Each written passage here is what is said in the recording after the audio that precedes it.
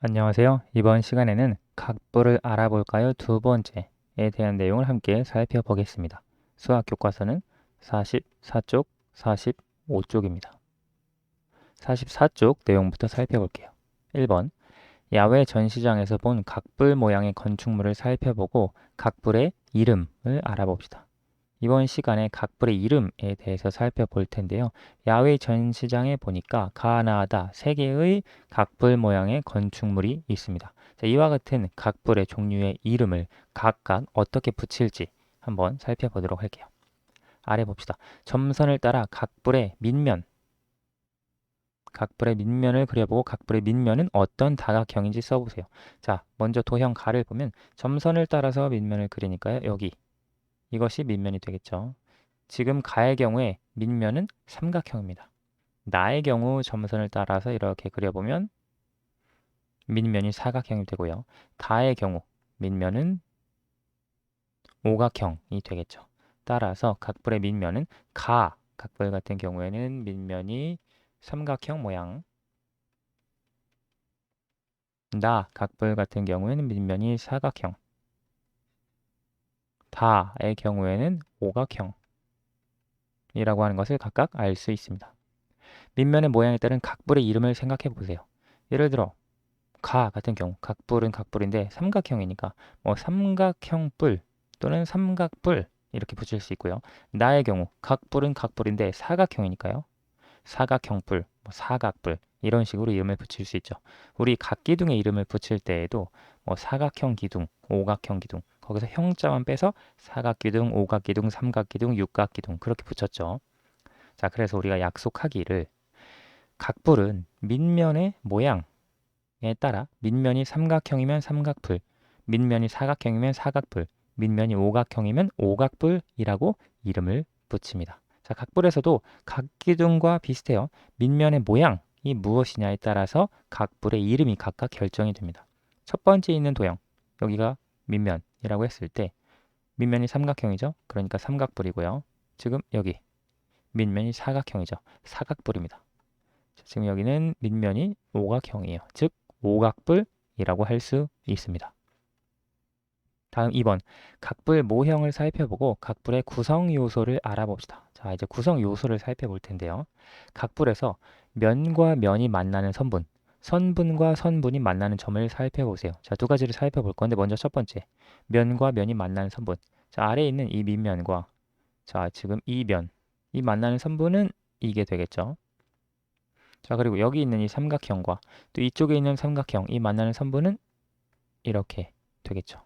그리고 저기 뒤쪽에 있는 삼각형과 이 뒤쪽에 있는 삼각형 만나는 선분은 이렇게 그릴 수 있겠고요. 하나만 더 해볼까요? 지금 이 면과 이 면이 만나는 선분은 여기가 되겠죠. 그래서 이런 식으로 면과 면이 만나는 선분을 다 찾아줄 수 있습니다. 그러면 사실 여기 주어진 각불에서 이와 같은 선분이 면과 면이 만나는 선분이라고 할 수 있습니다. 주어진 도형, 이 도형은 이름이 뭐죠? 각불은 각불인데 밑면의 모양이 사각형이니까 사각불이라고 할 수 있습니다. 그렇죠?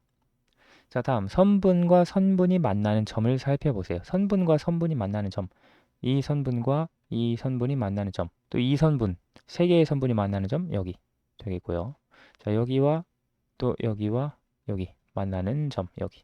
또 제일 위 같은 경우에는 네 개의 선분이 각각 만나는 것으로 우리가 생각해 줄 수 있습니다.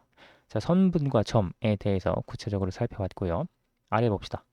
옆면이 모두 만나는 점과 밑면 사이의 거리를 어떻게 재면 좋을지 이야기해 보세요. 자, 옆면이 모두 만나는 점 이것과 밑면 옆면이 모두 만나는 점이 지금 옆면이 이렇게 하나 옆에 또 둘 또 저쪽에 셋 또 이쪽에 넷 이렇게 있거든요. 옆면이 모두 만나는 점은 여기예요. 그리고 밑면은 아래에 있는 사각형입니다. 여기까지의 거리를 어떻게 재면 좋을지. 예를 들어 이걸 이렇게 재고 이렇게 재고 하면 막 길이가 서로 달라질 수 있죠. 그래서 이것은 우리가 각기둥에서 높이를 측정할 때 밑면과 밑면 사이의 거리를 측정했습니다. 자, 여기서도 마찬가지로 옆면이 모두 만나는 점에서 밑면까지 이렇게 수직이 되도록 길이를 재면 어떨까 생각해 줄 수 있어요. 사실 이것 역시 우리가 이제 약속해서 옆면이 모두 만나는 점과 밑면 사이의 거리는 이렇게 측정하자 약속을 합니다. 자, 옆면이 모두 만나는 점, 여기에서부터 밑면까지죠. 자, 길이를 측정할 때 자를 세워서 측정한다. 특별히 이제 삼각자를 가지고 측정을 할 수 있을 텐데요. 구체적인 방법이 45페이지에 나와 있습니다. 넘어가 볼게요. 자, 여기에서부터 밑면까지 길이를 측정을 할 때는 이렇게 수직으로 내리는데 이 길이를 어떻게 측정하느냐? 지금 여기 자를 가지고 여기에서부터 여기까지 이렇게 쭉 똑바로 세워놓은 다음 삼각자를 통해서 이 높이가 어느 정도의 위치에 있는지 그 눈금을 읽어주면 됩니다. 지금 이 경우에는 6cm가 되겠죠. 자, 그래서 이것을 높이라고 하나 봐요. 구체적으로 읽어볼게요.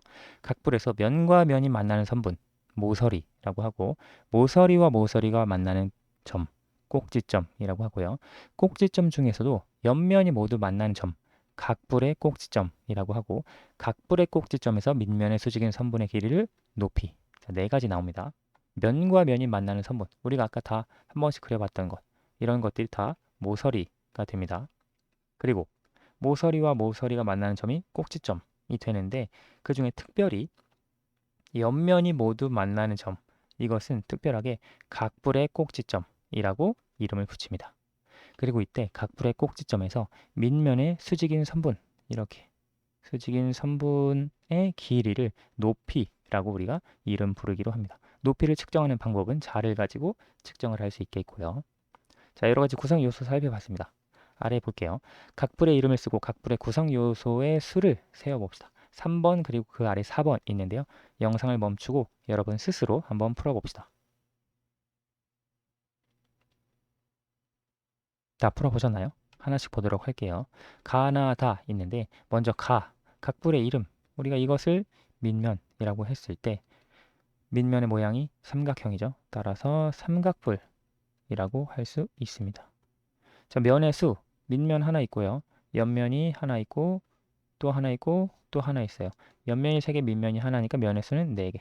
모서리의 수 하나, 둘, 셋, 넷, 다섯, 6개가 되죠.